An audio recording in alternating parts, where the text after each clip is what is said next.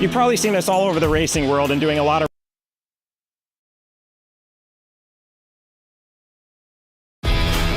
You've probably seen us all over the racing world and doing a lot of racing designs for events and race teams, but we also do a lot of stuff from small boutiques in small cities all the way up to Fortune 500 companies.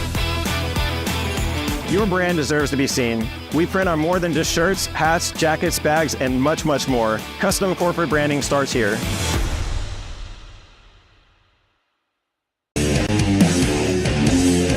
I'm Jeff Gordon, and you're watching Racing America.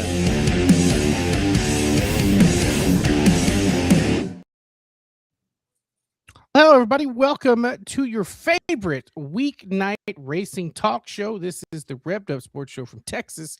Showtime Bobby Chappie right here. The Iceman Roddy Rodriguez there on your left side of the screen. And happy holidays, Merry Christmas, and soon to be Happy New Year. My brother, my partner. How's it going over there today? You seem a little flustered today. You got your New Year's all wrapped up and ready to go? Yeah, just there you go. Right on cue, baby.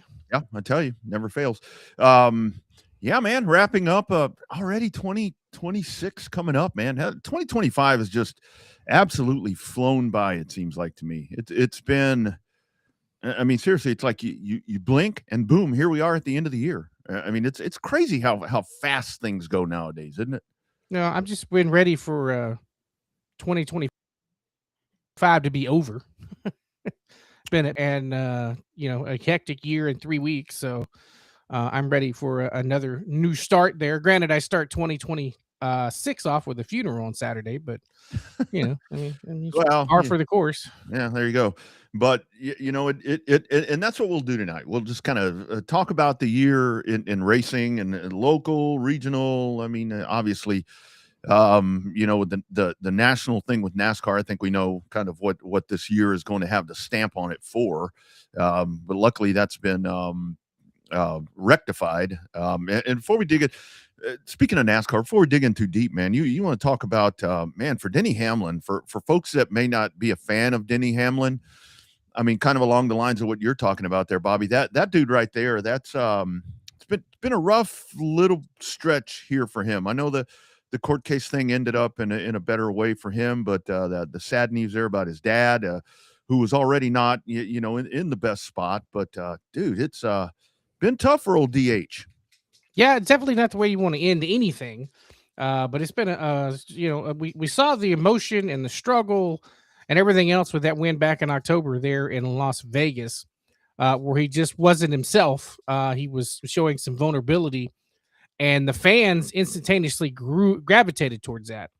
And now the news of the house fire and the loss of his dad and the injury to his mom, I mean, that's not good. I mean, I can understand the grief that he's going through, but it's, I'm telling you, dude, it's rough. Like I text you, I mean, I hope the guy comes back stronger and better than ever, but I don't know. It wouldn't be surprising me if after the new year, we see Heim time in the 11. Yeah, I really thought that, just the emotions that we saw from him just at different times, and then everything at the end of that, final cup race. I don't know how he comes back, to be honest with you, and I don't mean that in a bad way, but I think the dude's probably done at this point. I mean, just get away. Emotionally, just wore out. Yeah, and it's, he doesn't hide his emotion. He doesn't hide his opinions. He doesn't do any of that. And I think that's where it just may be time for him to do something else, because this will take a toll. The sport in and of itself takes a toll, especially at that level. And I think that, yeah, he may be done. He may be done, but we'll see. We shall see. But all the best to Denny. That really sucks. Yeah, definitely not a good thing. Rough couple of weeks for NASCAR community as a whole.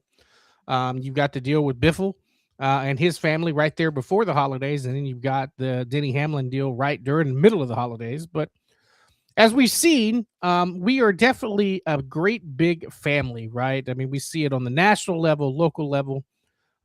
Families fight and bicker from time to time and different deals, but at the end of the day, everybody's there for everybody else. When they're in need. So we've seen it for generations of racers. We'll see it a generation racers to come. And, it's just a sad, unfortunate deal. I mean, I mean, life is not easy. That's for damn sure. Yeah, yeah, you can only hope the best with that. And again, for us to just kind of projecting what may happen or may not happen with Denny, moving forward. I mean, that's just part of what we do on here. That's obviously something that's going to be talked about right off the bat. But I think it just gets at some point to where it's just a little too much. And but we'll follow that and see how all that shakes out. So for 2025, so that's it racing has changed so much to where it doesn't really matter the level, but now anything that you do is going to be, there's going to be so many people that see it. There's going to be so many people that have opinions, and so many people that have different kind of thoughts. Your thoughts on just kind of the 2025, if you can sum it up. I mean, just across the board, just with the sport in general, and then we can kind of go and break it down more by region. But I tell you, it's complicated, right? I don't remember racing being this complicated back in the day. Disorderly chaos, I think, Yeah. is or organized chaos, I think, could be a better way to describe it. When you had the lingering black cloud of the NASCAR stuff, the NASCAR court stuff with the charters, and then locally had so many racetracks closing over the course of 2025, and unfortunately, we've seen some on social media. That's the way there at 26 is starting out for a couple of different racetracks we've seen so far. So, I mean, it's just the new car blues. You had just all different kind of stuff on the national scales, and sanctioning bodies fighting each other over racing engine seals and dates and stuff like that. So, I mean, it's been a pretty hectic year to keep everything in line. The sport still moves on, and we're ready to rock and roll. Yeah, that's the thing about it to where there is, it's just I think it's just gotten so competitive. And again, we're talking about racing, because racing is competitive. But when you talk about like what you're talking about there, we can say on the asphalt side, like we talk about super late models all the time, to where at one point, I mean, you did have, we talk about back in the 80s and 90s to where you had ASA and All Pro, but that was geographically, they geographically worked well at that point, because you had the North and the South, and then they would come together and run the North versus South, whatever you wanted to call it. But now with ASA and with UARA and the various little offsprings of that with Southern Super Series and CRAs and all of that, it's just so competitive, and it is to where I think 2025, where I really look at that part of the sport, is where I watch, is they're trying to one up each other, and they're not working together, which I totally understand. It's a business. They're trying to drive revenue and trying to make their series the best that they can make it. But it just seems like ultimately the ones that lose out on this, drivers have to pick which way they want to go. Teams have to decide who they want to align with. And at the same time, I think fans feel torn, to where it's like, you can't be a fan of both. You know what I mean? To where it's like last year in the Super Bowl, Philadelphia and Kansas City. It's like, who do you feel less agony cheering for? And I think that sometimes that's what happens when it comes to pavement late model or super late model racing, to where it's like, you want to enjoy ASA or you want to enjoy Ricky's series, but you feel like you're doing the other one wrong. You know what I mean? That's what kind of sucks with that. That's just my opinion. It's I don't know. Like the old days where you couldn't be an IndyCar fan and a NASCAR fan, or you couldn't Mm-hmm. be a drag racing guy and you couldn't be a circle track guy. Now you see the divide starting to grow again, where you can't be a dirt guy, you can't be an asphalt guy, can't like both. Yep. So, there for a while, man, like at the end of the pandemic, we talked about the rising tide raises all boats. Racing as a whole was up. Everything was up. Then when the world started opening back up, especially now 5 years later, it's back to where it was, in 2018, 2019, where there's so much stuff to do, and the battle for entertainment dollars and entertainment value is back at its peak. And, there's so much stuff to see on TV. You've got, it's easier to sit at home and cheaper to watch it on an 85-inch TV than it is to sit there and watch it live and in person. And you don't have to deal with people, and you don't have to do anything. But, I mean, it's time for everybody to kind of get their ducks back in a row and make this deal better for everybody.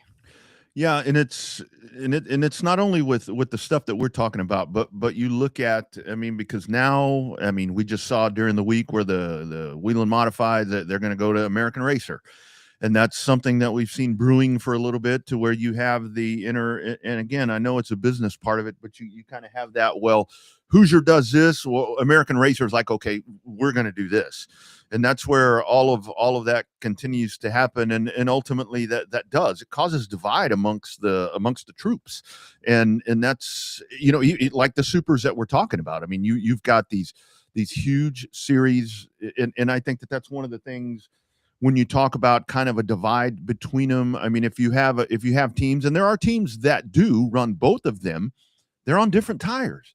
And I know that one series is, strongly advocates a lack of practice, a lack of track time, and all of that, which ultimately does save teams money. But yet the others completely on the other realm, to where it's like, you buy all the tires you want and do whatever, but it's tire stuff, it's engines, it's every aspect of bodies. I mean, bodies now is a very competitive business, to where it's all of these other things. Gone are the days of going to the pick and pull, because I mean, even back in the day, the late model people went to pick and pull and got their shit, but you don't do that anymore. And I think that 2025 to me really intensified all of that, to where this became much more of a business. And I'm talking about even at the grassroots level, Bobby. I mean, you know it better than I do, because you were at the tracks all year. I mean, these guys go rolling up to the racetracks now, and this is a legitimate side hustle that they're doing. Not a hobby anymore. Now it's a legitimate side hustle. Yeah, you legitimately have to want to do it. It's hard. I mean, you can't find, even in some of the stock local grassroots classes, you cannot find the parts. Even if you're sponsored by an auto parts store, there's only so many parts and pieces you can get from the auto parts store. Everything becomes a way to be. Everything now is so purpose built and purpose for these race cars on, bolted on purpose, that it's hard to find the parts. You got to order them out of a performance catalog. Well, it's a whole lot more expensive when you got to flip the page on a catalog than it is to go wrench it yourself out of the pick and pull. So yeah, it's very weird to me, all these years down the road, to where, like let's just say crate engines, for example. And again, I think this is something in 2025 that really became something kind of brewing for a while. But when the crate came about, it was, a cost saving measure. It was something, cost saving measure, and a competitive level at the same time as well, to where you couldn't do whatever. I mean, it eliminated a lot of hopefully some of the gray area stuff. You put a crate engine in there and you go. That was going to be your rule. But now, where it's gone to where you have teams that still want to save money, that don't want to have to allocate a lot of money, but they don't want to run a crate engine because it limits torque, it limits horsepower, it limits all of that stuff. And it's like, it's a cost saving measure that was put in place. But no, I think I'd rather spend money because I want to go win and dominate. And I think that's just really telling of where we are right now. That's any series. I mean, that's why they're paying $6,000 to sell some of these Crown Vics around the country. $1,500 Crown Vic with a cage, they're selling for $6,000 because they're still bone stock. Right.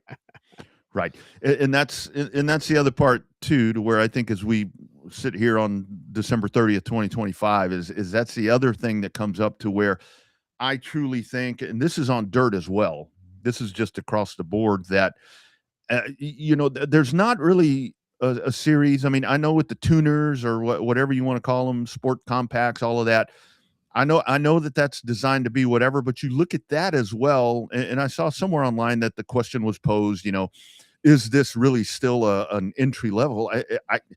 It's entry level, I think, in the terms of you can get one ready easier, but I think to be competitive, not entry level, because we watch, like you say, with the Crown Vics. I was blown away when I saw the Crown Vics year before last at Pensacola. I'm like, how are they going that fast?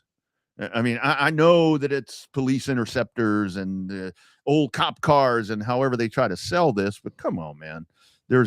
I think 2025 has really eliminated an entry-level class, in my opinion. I don't see one to be competitive. You know what I mean? To have a legitimate chance to win on any given weekend. Well, we talked to certain promoters and they don't agree with the term entry level class. They dream cost effective classes. Right. There are some of those that are more cost effective than others, but none of them are. The barrier to entry can be less expensive than others, which is how they determine an entry level class. I think that's the deal. But I mean, you're talking like locally and stuff. I mean, you're spending $30,000 on a factory stock that started out to be an entry level class 15 years ago when it started. Yeah. And now for half the tracks in the state of Texas that aren't IMCA modified sanction, that's the top class at the racetrack. So it's like, I mean, the evolution, racing is going to evolve whether you want it to or not. But I mean, I think in terms of when it comes through and just like we talk about the Crown Vics, they just got faster and faster and faster. And it's no different when you have a guy with more experience in an upper division on the flow chart, drops down into to play around with a Crown Vic class. He's going to want the fancy ass parts on it. He's going to want the racing shocks. He's going to want the racing spindles. He's going to want the racing gears because that's what he's used to in his upper class. We saw this happen with the dwarf cars in Texas. Perfectly good rule package that ran for 15 years and had 30 cars in a race because you're running box stock shocks, real simple setups, real simple engines, everything else. And then you get guys coming in from big mods, sport mods, limited late models, pavement, all that kind of stuff. And next thing you know, a dwarf car has turned into a mod light. Yeah. That's all. It's just a different name for a mod light. Yeah, I know I've seen many a driver that it's one of those things to where and I think that this is that cycle that we talk about, that 3 to 5 to 7 year cycle of racing classes that changes them so much to where it's like you get somebody that is good, that is okay, that is good in a top level, but it's like, what, I think I need to step down a little bit so I can be more competitive. But they take that budget that they had in the upper level and want to use that in the mid level, and essentially that ruins a class. I mean, the dwarf car thing is a great example. That's one reason that I have a dwarf car sitting that I can't get rid of. That was that's a very fast race car in the era you're talking about. The era now, I mean, come on, no way, absolutely. That car's all. I mean, they can't even run with the restrictors. Yeah, that's a home-built race car with home-built parts and pieces on it. That wouldn't hold a jock to these cars now, and that's just what happens when you do have that. And like I've said before, when you get the guys and ladies that do that move, and I understand that you want to be competitive and you want to go out and you want to be fast and you want to win as much as possible, but that, to me, that limits when you have a class where you see the same guy winning year after year after year or week after week, that's been racing year after year after year, and it's like a common name in that beginner class. That is going to scare somebody in the stands away. It's like, I can't go beat, I don't know, insert the driver's name. Let's just Greg Davidson, RIP, which, by the way, 2025, we lost Greg. Let's say Greg Davidson would have done that. And I don't want to go. I can't beat Greg Davidson. You don't want to have Greg Davidson in a street stock. Yeah, right. I mean, Greg Davidson, an outlaw with missing 2 legs, would still kick ass in an outlaw. That's different. yeah, and that was the thing. I remember, when I was racing street stocks, and we'd get a driver where it was different back then because we didn't have. Every now and then, you might have a guy that would move down a class. But like, it's like if I signed up in the pits and I saw, for example, here's a great example. One time I saw that I was racing Steve Sims. It's like, well, Steve Sims is racing in our class tonight. He's going to kick our ass.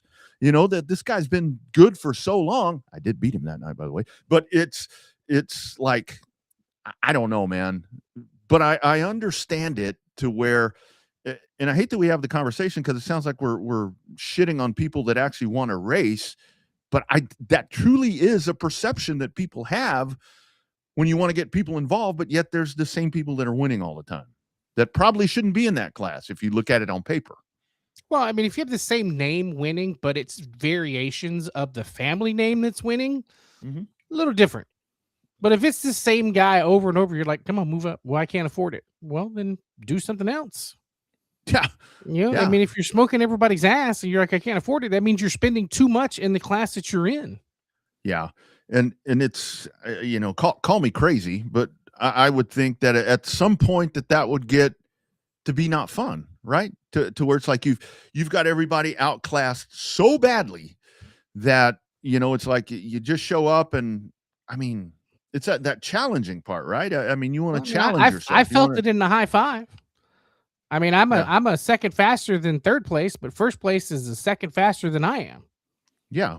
And that's, I look at that and I'm like, you would think that one would aspire to be better, but then again, I mean, if people just want to win, they just want to win. And that's where, with entry level, I remember in the 80s, one of the things that happened in Austin and San Antonio, and again, this is I can only speak for the Texas side, but it was, I don't remember if they called them street stocks or what they actually were at that point, but it was basically, Novas and the whatevers, where you could run that class. I think you could run it 3 years. You could run it 3 years, and then you had to move up. They were not going to let you race in that class. And sure as shit, if you won a championship, if you were a champion in that division, your ass is moving up whether you wanted to or not. Either you moved up or sat in the stands, one of the two. And I mean, I don't know if that's something that would be a good idea for a sport compact or the Crown Vics. But you No, look, because the promoter's not chasing an entry fee away. They don't care what class they run. I know that's the other part of it too, to where now it's like you want that $35 or whatever it is, because every $35 that you get, I mean, you got to have it. But like you were saying with the Crown Vics, you look across the country at the list of people that are driving those Crown Vics right now that are really, really good. They've probably raced trucks or Outlaws. super stocks or something else. Yeah. That's why, I'm blown away when I watch some of these races across the country, and it's like, oh my goodness, so and so is just dominating the field. I'm like, well, if he wasn't, there's something wrong. I mean, if you win we're going to piss some people off here. I know, but if you win every single race, to me, that's always been questionable. It's one thing to win a couple of races. It's another thing to win them all.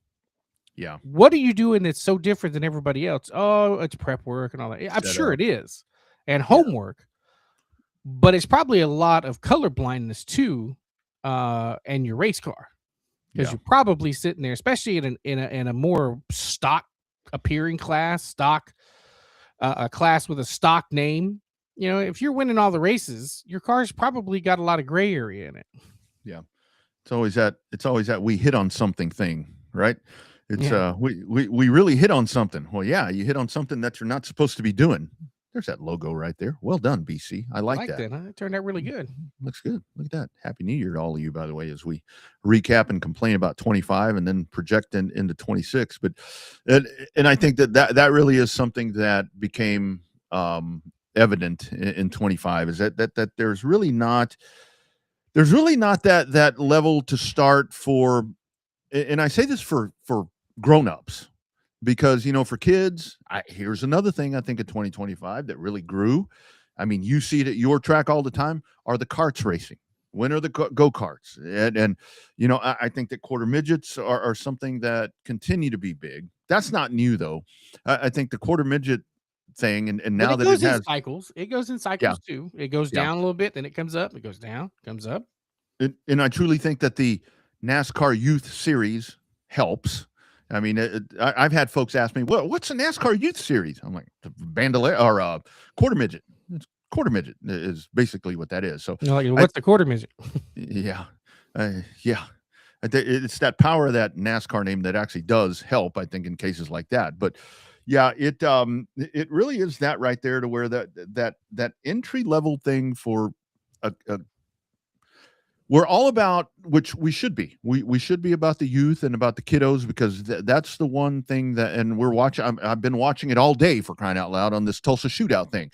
A big portion of what Flo is doing is about these kiddos that are out there racing, that are carrying on the racing names like you're talking about. That's very important. But when it comes on a local grassroots level, and everybody's all over that grassroots name now, it seems like, That's something else in 2025 that's become really big that we've been promoting for years. How do you get Joe Schmo that has never aspired to race, but then gets the bug? How do you entice them to come do that? It's not by getting beaten a Crown Vic week after week by the same guy, or a Sport Compact, or a whatever you call it. There's not really a place for them, it seems like. And I think that's a big reason you don't have some of the new older people coming into our sport.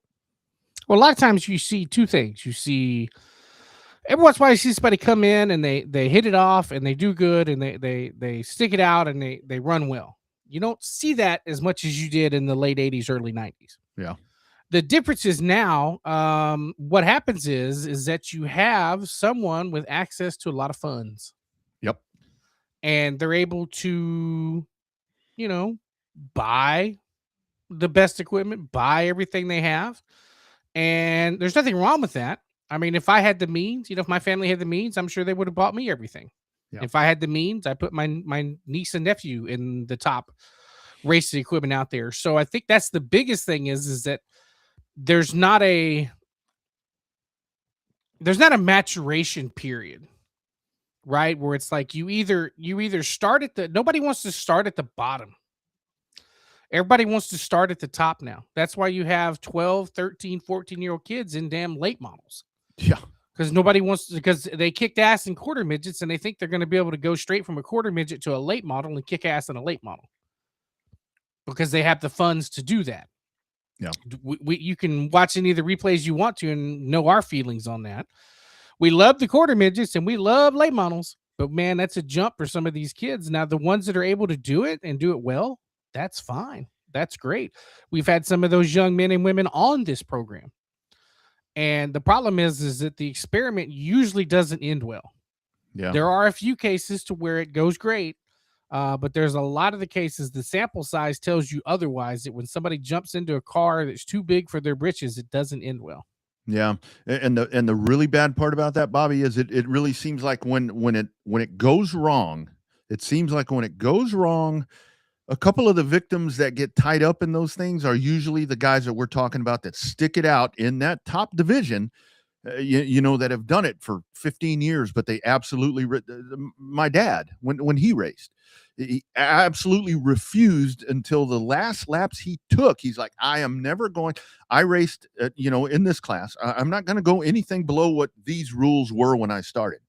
And when it goes wrong with one of these youngsters, they wipe out a guy that's busted his ass to get out there, that happens to be having a good day, that has truly hit on something.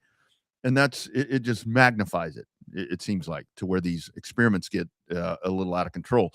Some of the comments here. So with Josh, here's a thought on this and the bounty. Yes. I mean, I think the bounty's great. You don't need to be having bounties in what we call a more economical division, in my opinion, because if you need a bounty in an economical division, you have failed on the model of whatever that class is supposed to be.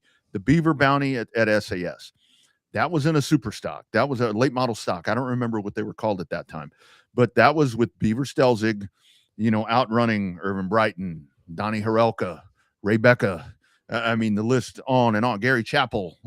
Jerry Grant from Austin, Terry Brooks. I mean, that was a legit, that right there. I don't know what Blue Diamond Engineering, I don't know what Booby and those guys were doing to those Chevelles back in those days, but that's just legitimate racing right there. What Bobby and I are talking about, we're talking about that guy that comes out in a beginner class and just is unstoppable. I remember the Beaver bounty. That was big news back then. It's huge. It's huge. They had, I remember San Antonio. They had a bounty on John Kelly, and it was pretty clear and well defined to where you would get X amount of money if you beat him, but he had to be on the track. It couldn't be that he broke down or any. You had to beat him on, and you couldn't stick him in the fence. And that's the other thing about it that you can go back to 2025 to me, where it's like that whole respect factor, and a lot of this factors into what you're talking about, Bobby, with the young guys that are, have very deep pockets and doing different things. The respect factor has gotten a hell of a lot thinner as the years have gone on. And now as we get into 2026, the respect factor, and I'm not talking about respecting your elders or anything. I'm talking about respecting the guy in the car next to you. The respect thing is really getting thin. It seems like dirt and asphalt, both. I'm not just signaling out asphalt. It's here. there. I mean, it's the lack of it's there. The lack of it. Yeah, that's what I mean. The lack of it's there. I mean, I think that I think that it becomes just the driver code doesn't exist. It existed 5 years ago, much less 20 years ago. It's gone. I know. That there's no driver code really. You somewhat, it's the dog eat dog, do unto me what I do unto you, Wild West, whatever you want to call it. There's that, but there's even a lack of that because it's like we saw that instant with Garrett Albertson. Yep. And what was the other guy? 97, K Dillard. And we saw what happened with that deal. That didn't end well for either one. Yep. And so, you can't, what's the word? You can't race with a vengeance. I mean, it sounds counterproductive. You can race upset and you can race hard, but you can't race with a vengeance to try to get somebody else because then that doesn't end well for both of you. It just tears up a lot of unneeded equipment that gets to, tears up a lot of equipment that's unneeded. Yeah. I learned in the time that I was actively behind the wheel that one, if you raced pissed off, at times it was good. I mean, at times it was good, but ultimately, because then the better you get as you're pissed off, the limits are gone. The limits are gone. You generally wear out the car before the end of the race when you're pissed off. Right. You're fast for a few laps, and then the car goes away, and then you're in worse shape than you were before. Yeah, and then the car wears you out because the car is ultimately the one that's going to win the battle. It doesn't matter what. And the other thing was if you race cautious, that's not good either, because there were times that I would race cautious and most nights I wound up on the hook when I was racing cautious, so it's that whole to where the sport is so much more than just going fast in circles. But to that thing there, the lack of respect, I would love to see that come back to where it's like, there are the unwritten rules, he's at the door, he's at the whatever and all of that. And it's a very much different mindset, all of that right now. A lot of those old school rules just don't apply. And some of the drivers these days don't want to apply themselves to them, I think is the other part of it. And a lot of it is when you got somebody in your ear telling you, chop down, do whatever. I mean, you're going to do whatever they tell you to do because you're letting the spotter drive the car. And that's a whole different discussion. But I'd love to see a little bit of when I see a good, clean, dirty race. You know what I mean? Where you get a couple of guys out there. Nudging is one thing. Yeah. Bumping is something, but bumping, running, and taking out and beating the ass end off of a car, that's not real racing. But I know I'd love to hear from the comments is that, we talk about the driver's code, but is the fan code different? Before, you would get the fans in an uproar if you took somebody out. Now it's not so much. It's like, oh, damn, on social media, that the wrecks is what gets the most highlights. And the highlights get the most, the wrecks with the highlights, we see them, they get thousands of views. Mm-hmm. It's like piss poor reporting gets 1,000 reviews just on clicks. Yeah. It gets 1,000 clicks because it's a piss poor written headline, or you see that with some of these racing outlets where it's like, NASCAR team doesn't run this week after running last week. Well, it's because it's a start and park team or a part-time team. It's like, well, don't major NASCAR. That ain't a major NASCAR team that's parking. That was just a NASCAR team that doesn't run full time. So, you block those pages because you're like, screw you guys. I'm not falling for that again. Yeah. But I feel like the fan code has changed a lot over the course of the last 5 to 10 years. It's like you expect the carnage. But I think there's a limit. Bowman Gray proves that there's a limit to the silliness that you'll watch. Yeah, because you know what? That's gotten old, right? I think in 2025 we saw that shit was. I see the luster has worn off of that. To where folks talk about, I've gone in and kind of peeked in at different stuff there.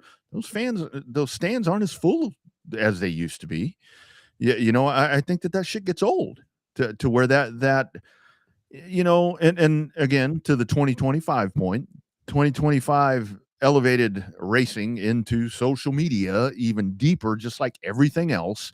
It is all about clicks. It's all about all the, the fighting and all the different things. That's what's going to get the views.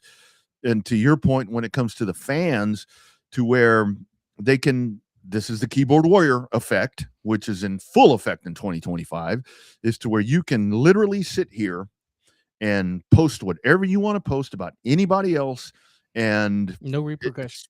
Free reign. Yeah. And you don't even have to tell people who you are. You can, I know a lot of ballsy people that make posts that are using an alias. Yeah, people, I know who you are. So that's, I get messages where it's like, people talking about this show or another show or whatever, even with my football, with the Texas Sports Unfiltered stuff in an alias. I'm like, all right, whatever. That's not your real name. That's where I think 2025 is taking that to another level. And to me, and again, respect to Denny Hamlin, totally detrimental to the sport, because that just, it's a bad look. It's a bad look. But at the same time, that's where racing, I think, has grown in 2025, put itself at a level with all these other major sports to where they're all dealing with it too. But I think that racing, it's newer to racing because racing is not quite used to that. But now being totally mainstream and major, it's a growing pain that I think in 2026 has to be controlled a little bit. But how do you control that? You can't control the social media aspect. You can somewhat try to control you want the social media to be organic. You want something to be like a post that we make on this show about Happy New Year's and Merry Christmas, right? With the Santa stuff we posted a couple of days ago, we got a lot of interaction that said Merry Christmas back. That's the kind of organic social media that you want. That's the main thing you want. It's so different than Racing America, no different than Flow, none of that stuff. All the people want is good positive clicks. It's the age of social media has made it become an opportunity to where used to be, any publicity is good publicity, not so much anymore. Yeah. Because now publicity, it goes beyond publicity and goes to perception. We've mentioned that word on the show before. That's where the Bowman Gray stuff, you get the people that are sticking ball guys wondering why there's a dad and a son racing against a father and a daughter trying to take each other out by inches to win championships and running around in circles. Yeah. That's not a good look. And that affects everybody, because that's the views that get your average, ordinary, everyday person that doesn't like NASCAR. That gets them, or doesn't like racing as a whole. We'll just use racing as the generic term. That's what they think. That's why it still gets labeled as redneck. The only place that doesn't care is Weber Valley Speedway. Yeah. We do it to ourselves. I mean, that's the whole thing when you talk about stereotypes and so forth. I mean, we really do that to ourselves. A couple of comments here from Mike Knotts that I think are really, really good for this 2025 wrap-up conversation. I think that when it comes to weekly or bi-weekly or monthly racing, whatever, the inverted starts. I think when it comes to changing competition and to kind of providing a better product for racing, I think that the inverted starts, we've talked about them a lot in the past, Bobby, to where it's like, I remember where, I've mentioned, I'd walk off with a feature race win at Austin and, starting from the inside of row 2. And then the next week they put my ass in the back and I couldn't crack the top 15 in the 30-car field. I think that that's something in 2026 as we kind of just go back. We'll just go back and forth.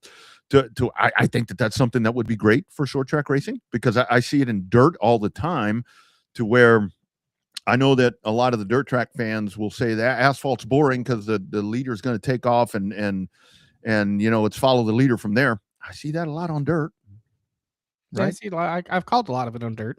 Yeah. So that I think that's something that would be great. But at the same time, when we go back to this whole lack of respect and factor and so forth, does that make it worse when you get somebody that's mired a little further back and then they're going to put the chrome horn on there and just, I'm going to pass you however I need to pass you.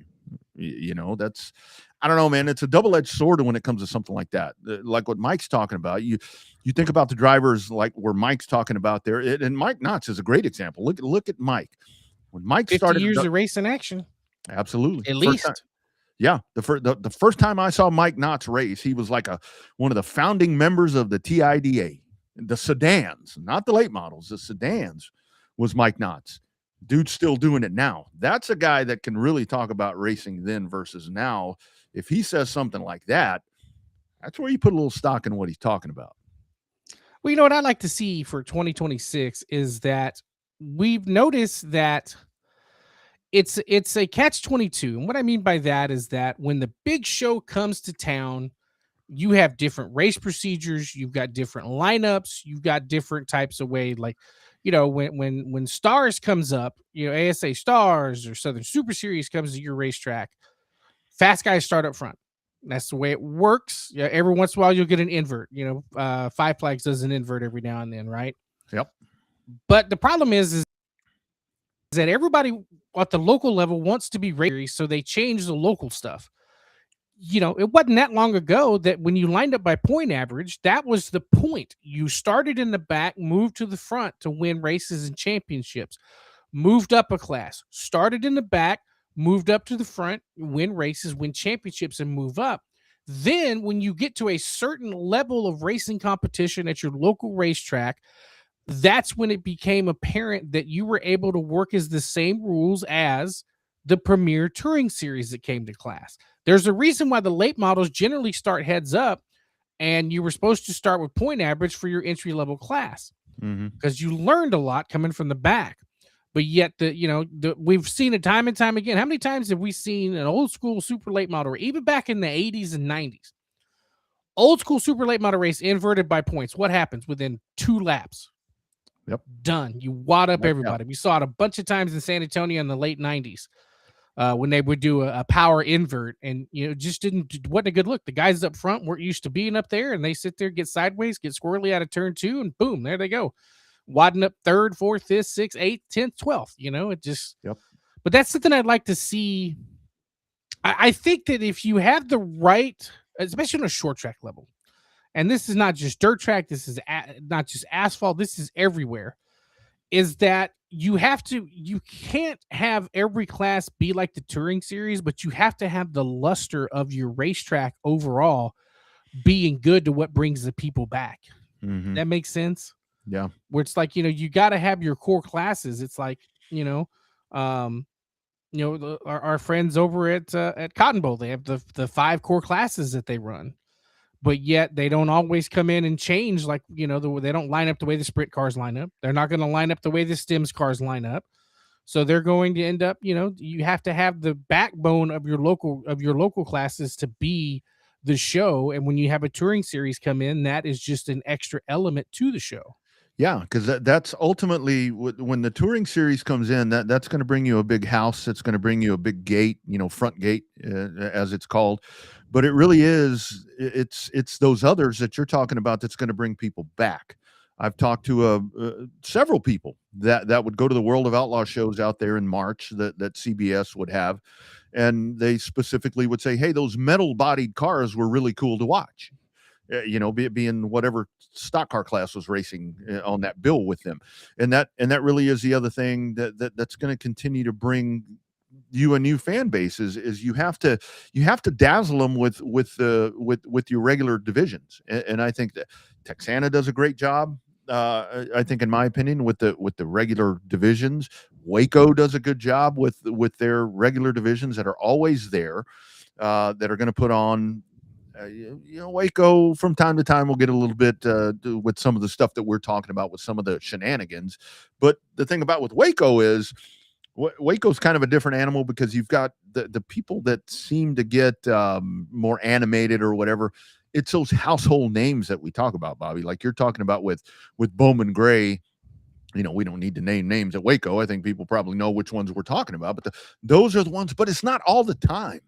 It's, every now and then there's a little flare from insert the driver and boom, there you go. That gets people animated, but it really is to where those divisions that are there all the time or on the regular race nights, those are the ones that really can intrigue you, and you capture them in a big show. And with dirt, a big show is dirt late models. A big show is any kind of sprint car, because we've talked about that, whether it's a 305, a 360, or a 410. If you say we're going to have sprint cars, that's going to bring people out. And if you're factory stocks or mini stocks or whatever, if they dazzle, I think that, for example, coming up, so next week, Cody Hardage is going to join us next week, and we'll preview the Texas Showdown. I think for 37, with that big ass show that they're about to have, it's going to be a really big opportunity for them to showcase those regular divisions that are going to be on that card. I'm not sure who they are, but people that go there that may be newer to the track that are in that area, if they go and they say, hey, I like that division, they're going to come back. They're going to come back if they see something they like. That's what the great thing about calling the race at Cotton Bowl next to Johnny Gibson was that the factory stock race was one of the best races of the night. Yeah. And people were like, when you explain to people that are more familiar with a sprint car, that is a metric frame GM car. I always say Monte Carlo because that was most of them. Well, that's a metric car. That's a metric car that runs on asphalt 10-inch pull-offs. And they're like, what? I was like, yeah, that was the best race of the night. They're like, yeah. How are they running asphalt pull-offs? So that's just the way those cars are designed. And it's like, that brought in a whole new different awareness. I think that's a key word for 2026. We bring awareness. You need to bring awareness to your racers. Yep. I think that it's so, I think we get lost sometimes as race announcers to how much effect that we have on a racer. We could make somebody go from a villain to a hero in the span of one lap. And I think that it's not necessarily a discredit to our announcer friends, but I think that we're able to make superstars out of these drivers. And when you have superstars, you make connections with the butts in the seats. And when the butts in the seats come back, that's what makes the racetrack sustainable and successful. Yeah. Yeah. And that's a great point there, because I think, the other thing, what we saw in 2025 is that we did see a lot of these drivers to where and a lot of them, like we've talked to them on this program, to where they're understanding that things like this show, it doesn't matter if there's 10 people watching or listening, or if there's 10,000, that if you get in front of people and you let them get to know you a little bit. I mean, I think that's honestly why this show has been successful for all these years, is because people know us, whether they know us or not. They think that they know us through this. I mean, we have a lot of friends that watch us all the time that truly know us, but there's people around the country that know us just from this and just know the style of what we do. And I think that that's where in 2025, I was excited to see. And again, this is the young drivers, because when it comes to some of the, longer in the tooth drivers, those guys just capture an audience these days, because it's like, we can tell their story. That's a cool thing about some of the Mike Knotts and the different drivers. We can tell the story of them for them. They don't have to do it. But when these young drivers, I think that they've learned, and it's not just drivers. I mean, how many crew members have we talked to and different people on here, to where you feel the passion of them for the sport, and you can't help but indoctrinate yourself into that with them. And I think that that's a big way to capture fans, is that part of it. And drivers do seem to be getting better at that, but we do see people that you put a microphone in front of them and they're like, yep, nope, yep.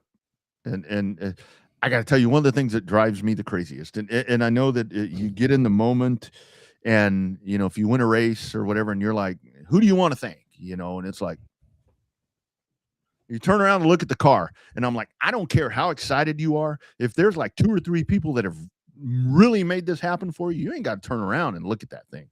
I mean, spit it out. Exude that passion. I don't know.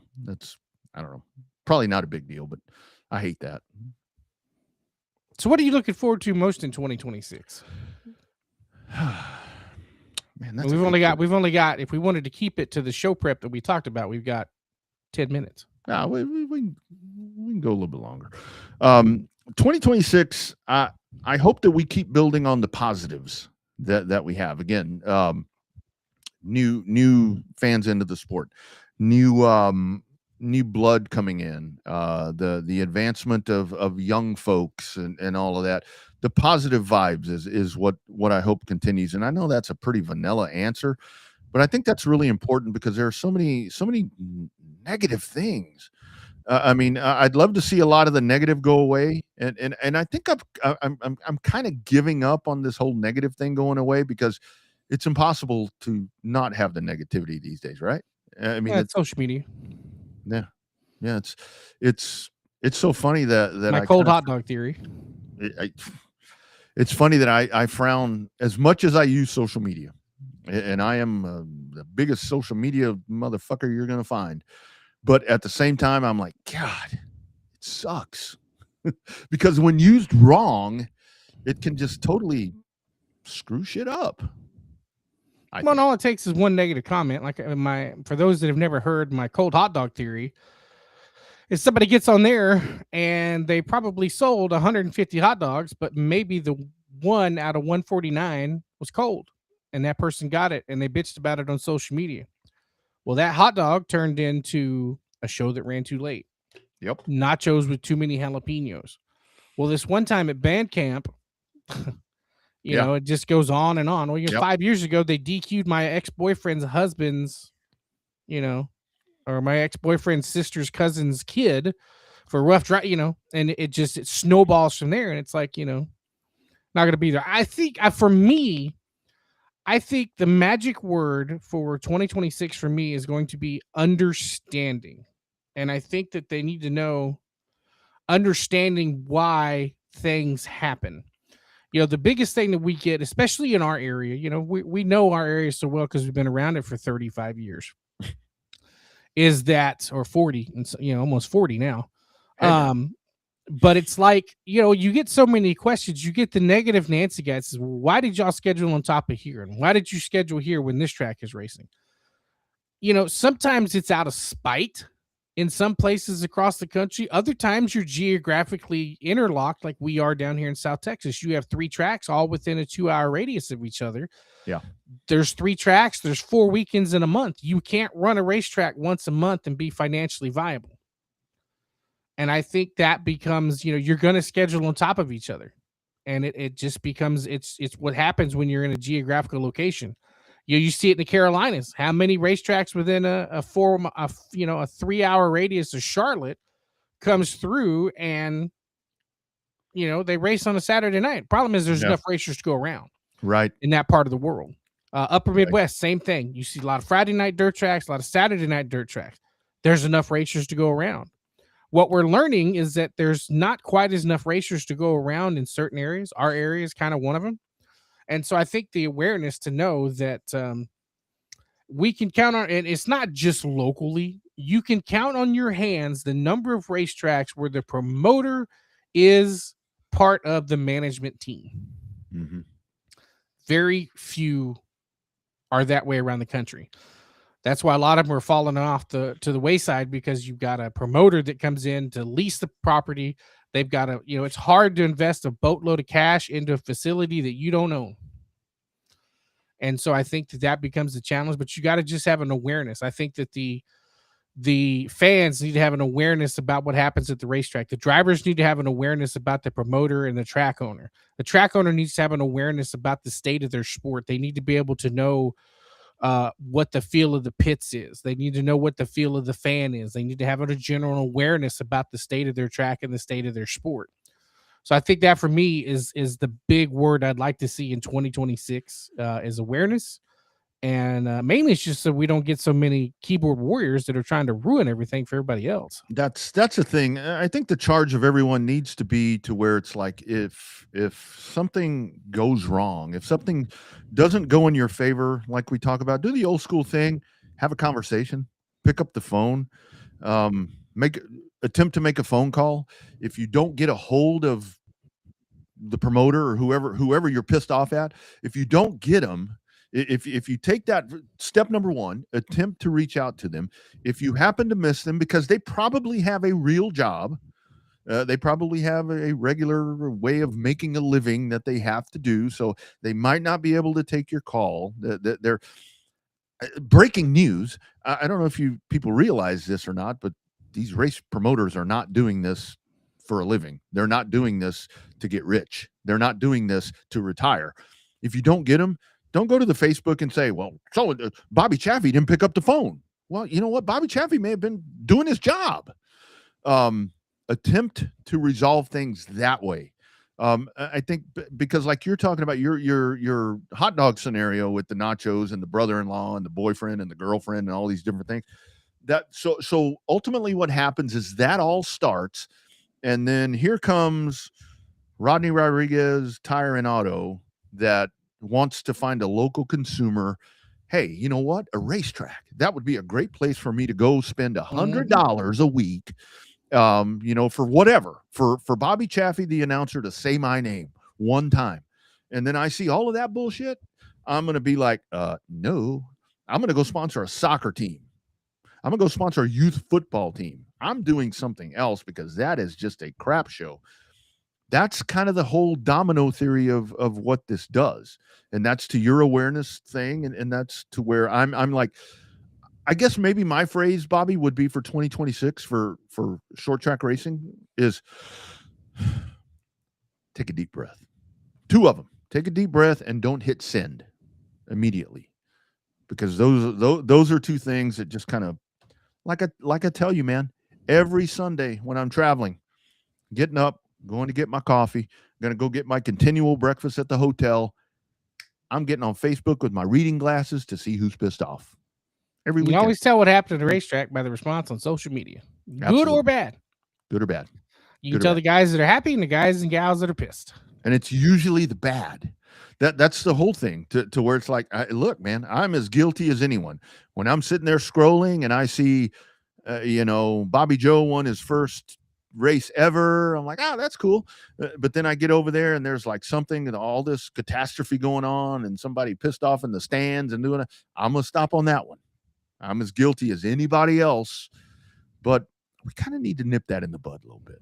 And I think awareness is the good word. I think you hit the nail on the head. I like that a lot. Now I just got to remember it, right? Awareness. I have to preach it. I have to preach it and talk about it there at the racetrack. Preach. It's the Bobby Chaffee. It's a Showtime Bobby Chaffee Awareness Tour 2026. ODS, did you hear that?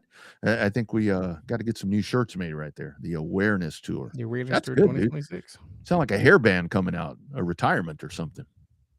I like that. Guess it depends on how you spell it. Oh, yeah. Aware. WEAR. Yeah. Awareness. Work for ODS, right? Yeah, absolutely. Hey, you just tell them what to do and they'll handle it, because ODS can handle anything that you want. On-demand shirts, the official apparel provider of Showtime Bobby Chaffee, of myself, of this program, of Dirty Air, of a lot of you guys. It is on-demand shirts. Precision, consistency. Just like in racing, these are our values in screen printing, embroidery, and everything in between. If it's branded, we can do it. On kind of the regional side, Bobby, and maybe this is probably more national. 2026 to me is going to be very, very interesting, because I've woken up not totally early the last couple of days. I think that in 2026 on the sprint car side, high limits, you want to talk about being a high limits in World of Outlaws, it's kind of turning into a little bit of what we're seeing over on the all super late model side on pavement. This is, but not with the viciousness that we're seeing over there. It's very obvious on the pavement side. They don't like each other, but this high limits thing, high limits to me is must see TV, if I'm allowed to say that right now. I mean, it is to a certain extent. I mean, I like to watch them both, but I think that it became a the deal for me, though, that makes it competitive is it's not a pissing match. Mm-hmm. Yeah, it's not. I heard the quote about I heard the best quote ever about Campbell, the guy the oil billionaire that gave all that money to Texas Tech. Yeah, and they asked why did the guy that helped him get on the board of regents for Texas Tech, why did he end up being in there? Why did he want him on there? And he says, it's better to have him in the tent pissing out of it than be on the outside of the tent and pissing in it. Mm-hmm. So I think that's a really good analogy that I'm going to have to remember. But I just think that it's not a pissing match yet. I think it will be before the end of 2026. When you've got an established team like Tony Stewart teaming up with Rico and moving to high limit, that could sound the alarm on one side, and it could sound the the horn of victory on. But Yeah. I mean, Yeah, you it see really it. I mean, you see it. Larson runs both. And at Mhm. least it's not like they're outlawing one. If you can't run the World of Outlaw sticker. Yeah. In high limit, you can't run the high limit sticker in World of Outlaws. But I mean, at least they're not trying to ban the other series drivers from racing. Yeah, this is where you really start to wonder, like, especially coming off of the NASCAR trial. This is where I'd love to see some text messages right now to see what people are really thinking. But again, that's not our business. But I bet there's some of those messages going back and forth because it really is getting heated to where I saw, and I thought I had it, but I don't. It's probably on a different computer to where it's like people are starting to compare. Okay, here's who High Limits has. Here's World of Outlaws. And again, social media. Here we are, where everything right now seems to be cordial, I guess, if you want to call it that. Like you're saying, that they're playing somewhat nice, but we're trying to butt them together. Let's stir the pot. Let's make some spaghetti sauce. Let's make some menudo. That's kind of The what we Yankees do. that watch this show don't know what menudo is. Oh yeah, that's true. For those of you that don't know, menudo is a band from the '80s that sang really cool music. That's what menudo is. Other thing, 2026. See, IHRA, since the last time we congregated on this program, 2 tracks. 2 drag strips, but 2 tracks. Well, one of them's got a oval. well, Memphis does, I guess. Yeah. So I think 2026 is going to be really interesting to see how that factors in. I like what they're doing. I pray that they don't get in the super late model game. I'm like, look, we've got enough of that. We've touched on that. Let that be. Just stay out of that. If you want to poke the bear, poke the Cars Tour, poke the pro late models. I mean, just let's not do anything else there. I wonder how long before IHRA, and here's a prediction for 2026 for me. Wonder how long before IHRA gets themselves a weekly sanction type of series. 2027. Think so? Think a year off? I think they'll announce it at PRI at the end. It'll be December 26th at PRI. Yeah. I've talked to a couple of people that have said, I'm curious to see how long they can sustain. Are they really invested in this? I mean, I think they are. For one thing, they have extremely deep pockets. I mean, there's that part of it. But these are racing folks with IHRA. This isn't some group of dudes sitting at a corporate table that have money to burn and they have to burn it somewhere. I mean, these are legitimate racing people. So I think this is a legitimate factor. I don't want to say legitimate threat because that only heightens what we're trying to diminish right now. But this is a legitimate player, I guess we'll call it that, into this system. Well, and if IHRA stuff interests people, stay tuned to the socials and all the things, Revved.sportshow.com, because we are currently shaking trees trying to get some individuals from IHRA on this lovely program here in the first part of 2026 to be able to discuss some of the things that we're talking about right now. Yeah, that's it's better to hear from them, right? I mean, we can sit here and project and have all the great ideas and all the different mindset and all this, but if you hear it from them, that would probably be a better idea. So we'll work on that. One of the comments here, it's active, an active tree shaking right now as we speak. That's right, like a windy day, like yesterday. Question here from Witchy. Racing nowadays is buy your chassis, buy your engine. I've never done this much prep on asphalt tires in my life. We didn't have to put new skins every year, stuff like that. That's I don't know how we get away from that, John. Back when you and I would race at Oktoberfest and super stocks, and you had your home built car and we had our home built car. It's just Mexican family from Central Texas and you guys from Corpus going out there and racing, and those were the good days. This is just the way it is now. I mean, that there's no way back to it, and that's what Bobby and I were talking about with if there's an entry level type of thing or the most economical level, whatever you want to call it. I don't know how we find that is the thing, and I think that's really a charge as well when it comes to 2026 for dirt and asphalt is to find that. Sorry, I was trying to redo some social media stuff here and lost track. No, no, no. And another thing, when it comes to more of the, like, in our area, I'm really curious to see when it comes to the fireballs or whatever they're going to be called, because now it's like in 37, 2025, you hit a home run. I know that in 2025 was not when the fireballs were derived. I know it's been a couple of years, but to me, the fireballs like blew up, literally. Fireball blew up this year. And I know that different racetracks were running them and invited them to race and trying to concoct their own rules or whatever. But to me, here in South Central Texas, I-37 wins the nod on that one because they were the ones that figured that part out and brought them. I'm curious to see, what do you think? So do you think in 2026, do you think we see that level off? Do you think that it goes up, or do you think it's not going to go away? It's going to hang around, but do you think we continue to see the acceleration of a fireball, or do you think it moderates a little bit? I think depending on what happens with certain tracks, Yeah. I think that determines the direction that the fireballs go. Mm-hmm. Yeah, it was kind of one of those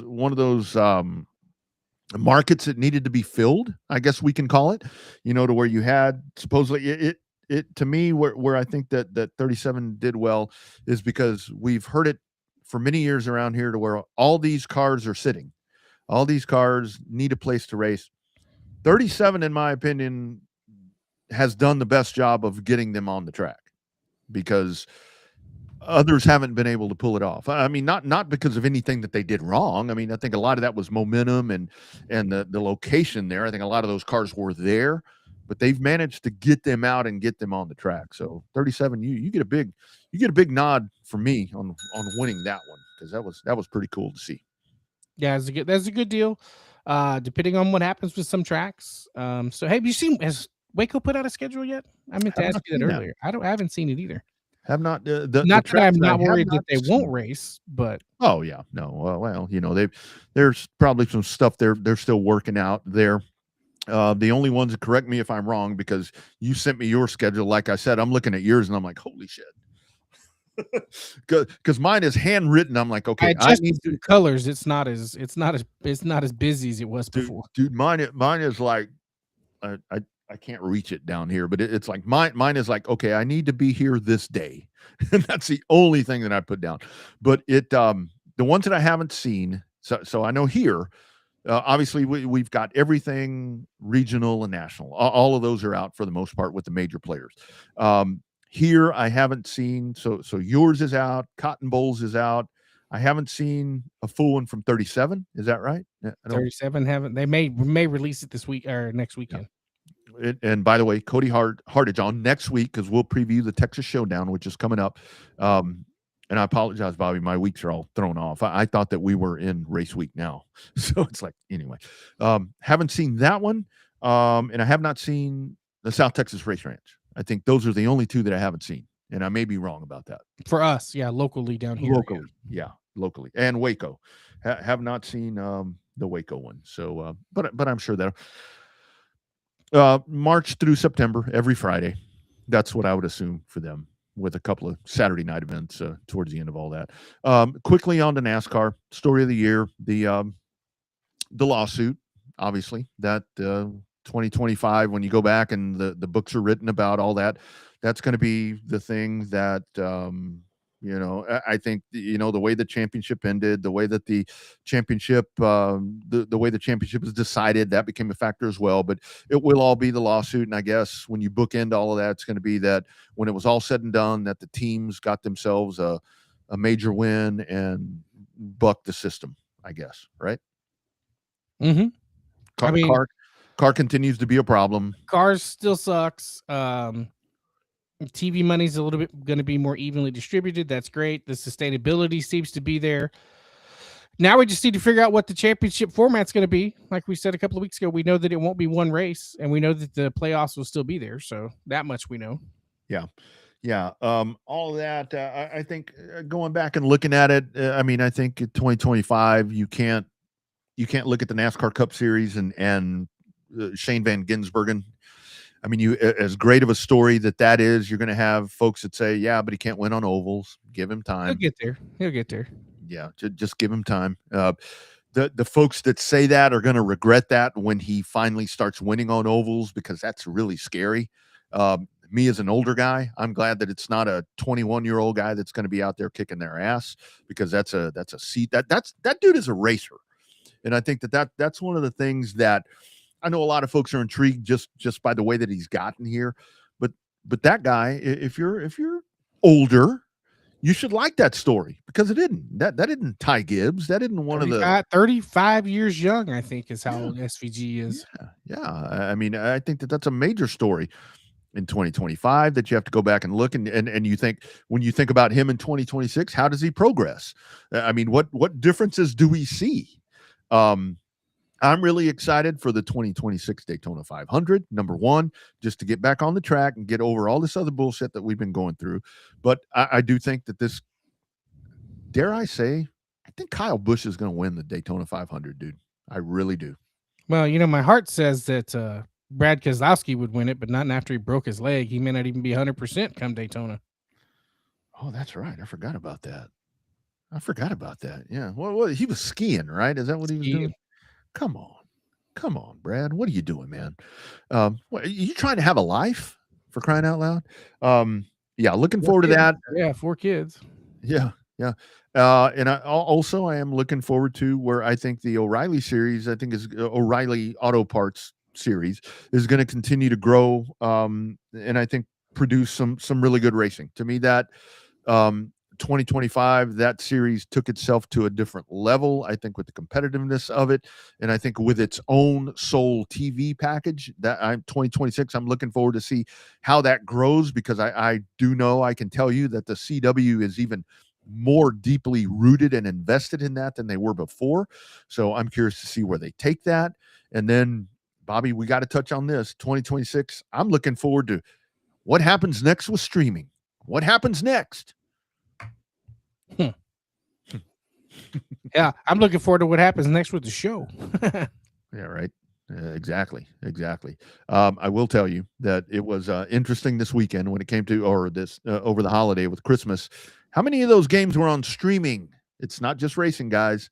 It's not just racing. Needed 5 different streamers to be able to watch all the football, NFL football, this past week and a half.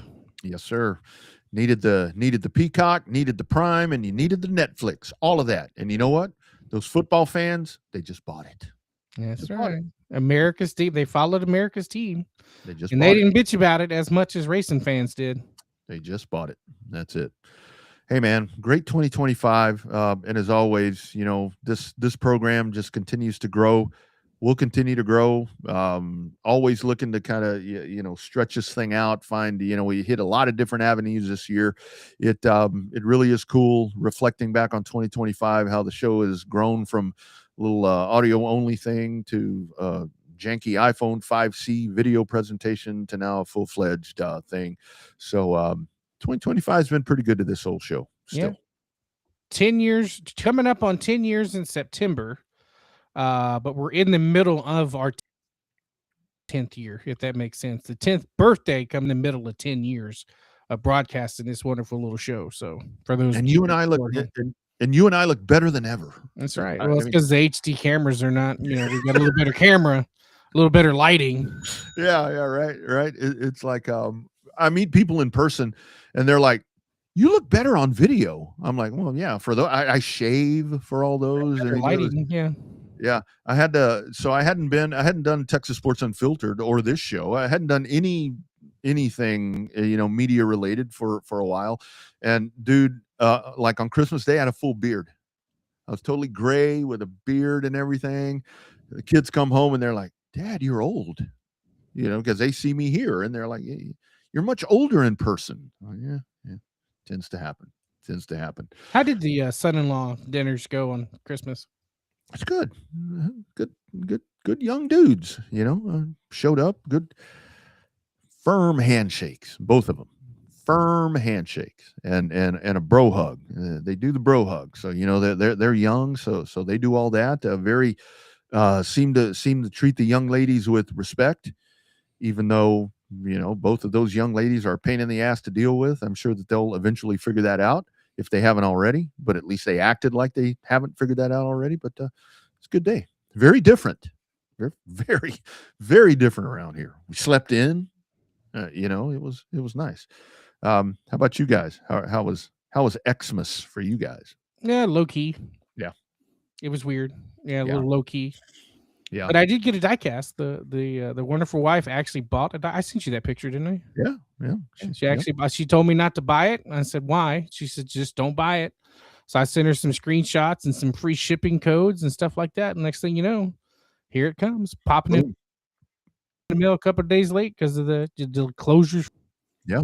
The Don't know wife where the hell I'm going to put it. As you can see, I'm limited with space behind me, but I don't know exactly where the hell I'm going to put it. Yeah, I got lots of great things from the wife and family. Obviously, I got everything I wanted because I bought it myself. So that's the easiest way to do it. Yeah, that's where Christmas gets different as you get older. It's like I don't want to wait. I'm gonna just buy it. I found it. And some of my Christmas presents have not shown up yet, so eventually they'll get here. New Year's Eve tomorrow. You guys obviously be safe. If you have a plan, you're going to be out and about. If you're, especially you Corpus Christi folks, I know you guys are a little crazy. You San Antonians, my folks in Alabama, you guys be calm. Be calm. How about yourself? What you got on the agenda? You going to pop some bubbly? You going to watch the ball drop? What are you doing? I'm hoping I can stay up that late. Dude, I have a bunch of leftover fire that I didn't get to shoot off when we got back from Vegas because it was raining. I also proceeded to buy a couple of $100 worth of fireworks at 70% off. I spent a couple $100 at the 70% off. So I've got a rather large assortment of boom boxes, if you will. I have one that's so big it says that you must position the box in front of the audience this particular way to display the right set of booms. That's one of those ones they have like at the park. Oh yeah, it's gonna be fun because the place we're shooting them off, the neighborhood across the street is in the city limits. The place we're shooting them off is not. So it pisses the neighborhood off in front of the house. But a couple people were ready for it. They were like, y'all going big. We're like, oh yeah, I got a couple $100. My buddy spent about $350, and of that $350, literally most of it was 70% off. God damn. Yeah, I'll text you the picture when I get it all ready to go. It's probably, and most of it was, at least I counted up today. I've got 10 boxes. Most of them are 25 shots. The minimum smallest one I have is 18, and there's 10 boxes. Dude, you need to like charge admission, like over at the closest street over there. Put up a cone and charge like $2 for people to drive in there and watch that shit. And you need to get you a subwoofer and play some patriotic and Happy New Year music. For 2026 when you're doing that. You need to call John Molise, get him out there. It'll be a lot of fun. Yeah. Actually, I just got a text from the Puppet Master. We're talking about some computer stuff. Nice. Wonderful. I think for me, it's going to be the number one thing is to try to stay up till midnight. Actually, tomorrow will be easier because I actually am working tomorrow. I've got Cheez-Its bowl game post game, so I'll be up for that. Or well, that's afternoon game. Be up for that, and then just kind of ring in the new year with some folks, and look forward to 2026 and everything that it's going to bring us. Yeah, I'm going to the end on this show. Okay. To watch the Alamo Bowl with TCU, and the wife is forcing me to pick up some Herbert's Taco Hut on the way down there. I fucking hate you right now. You know that? I know. I just had to tell you. My God, a Herbert special with an extra enchilada right now. In fact, I just got the food. We're wrapping up. She says, just place the order. Y'all stop yapping. You suck. All right, Liz. God damn it. All right, we're out of here. Been a great 2025. We're looking forward to doing this again next week. I-37 preview. Also probably going to have a preview of the Wild West Shootout. That's probably going to be a Tuesday evening program. Hopefully, if everything lines up. Seriously, you guys be safe tomorrow. Enjoy that New Year's, and thank you for another great 2025 here with #Real Race Talk. Bobby, be safe, man. Have fun. Enjoy your fucking Herberts. Yeah. Well, I mean, next time you're down this way, I still got a bunch of T-shirts to give you. Oh, that's right. Yeah, that's right. That's right. All right, guys. Happy New Year. We'll do it again next week. #Real Race Talk. It is the Revved Up Sports Show. Happy 2026.